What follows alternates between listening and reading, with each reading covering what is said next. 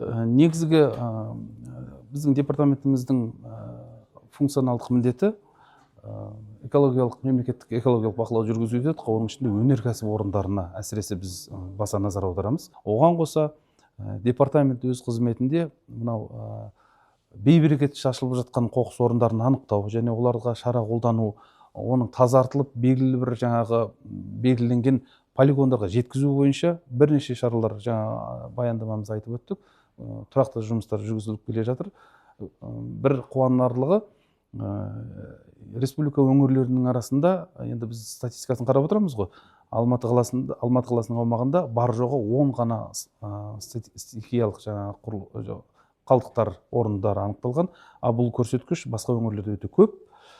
Және біз дер кезінде осындай жағдайларды болдырмауға күш салып, тазартып, кінәлі тұлғаларды жауапкершілікке тартып, орынды тазартуда полигонға жеткізумен айналысып отырмыз.